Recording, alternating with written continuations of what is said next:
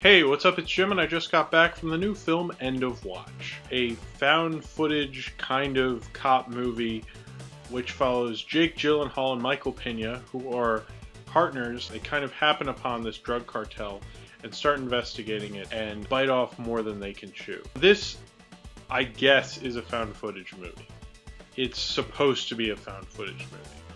And in a found footage movie, the kind of rules or the theory of the cinematography in a found footage movie is the cameras that are shooting, you're always aware of what cameras are shooting because the characters are holding the cameras. In this movie, Jake Gyllenhaal will be holding a camera, and then in almost every scene, we cut to this other mystery camera. And then they'll include shots that were clearly not made handheld. It's clearly breaking the whole found footage theory, and it does that all the time, and I find that really annoying and really lazy. It's like they couldn't really come up with clever enough ways for the people to have the camera. Now, it's kind of like a loose, lame reason he even has the camera, which is a lot like Chronicle. Chronicle had less of a reason, I guess, but in End of Watch, it's because Jake Gyllenhaal's character is taking pre-law, and he needs an art credit, so he takes a film course, so he decides he's going to film him and his partner and their everyday lives in the LAPD. But it's just every time there's another camera, it was just messy. Like, it showed they didn't have enough determination to stay with this,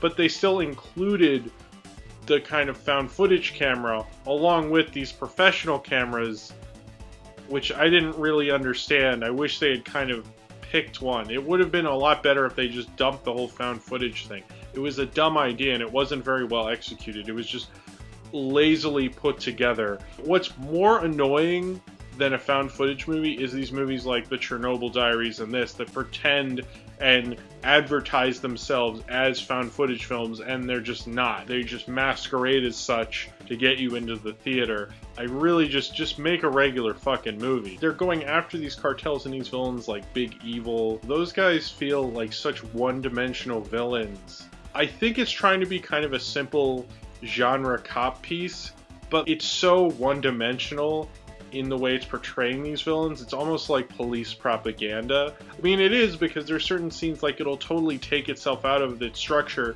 to show Jake Gyllenhaal and Michael Pena rescuing kids from a burning building. So it's like I can't think bad about them now because they saved some kids from a burning building. And all the Latino gang members felt like caricatures. They didn't feel like real people. They were so one-dimensional. It just felt really creepy, and I didn't really like that at all. I felt that was really disingenuous and coming from a really negative kind of racist place, really. I think Michael Pena and Jake Gyllenhaal had really great chemistry together. It really did felt like they were partners, and you really wanted to follow them on this adventure, and be in that car with them was a lot of fun. So I'm going to do a spoiler section of this film, because there is something towards the end I want to talk about, and I don't want to spoil it for anyone who hasn't seen it, just because I'm that kind of a guy. So if you have not seen End of Watch, please do not watch after this. But if you have, you can keep watching. Or if you haven't and you want it to be ruined, have fun, I guess. We get to the end of the movie.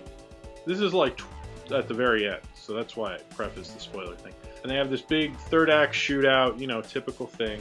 And you see that both Michael Pena and Jake Gyllenhaal are perceived to be dead. Jake Gyllenhaal goes down first. Michael Pena clearly thinks he's dead. He's presented as being dead, and then Michael Pena gets shot a lot more times than Jake Gyllenhaal. However, as an audience, we believe them both to be dead. We cut to this funeral thing. They're showing us a funeral. We assume it's for both of them, or one of them, or something, and then we find out Jake Gyllenhaal lived. Now, isn't that like the worst Hollywood stereotype ever? The white guy lives? Are you fucking serious? The white guy lives. They just both should have died. The fact that he lived, it was like everything I thought about the whole race relation throughout this whole movie, front and center, is like, well, of course the white guy's gonna live. At the end of the movie, when I see that Jake Gyllenhaal lived, I was like, just shocked. Like, what? What? He was dead. He was told, and I know Michael Pena says to him, I've seen guys come back from worse than this, but he was humoring them. Clearly, that should have been cut out. You should have had the little thing at the end with him and Michael Pena talking about him going under the bed. It was a shocking ending, but it offended me to my very fucking core. It was slightly enjoyable, but everything about it artistically was just uneven and creepy. So if you've seen End of Watch and you want to talk about it, then comment below in the comments. And subscribe if you would like to.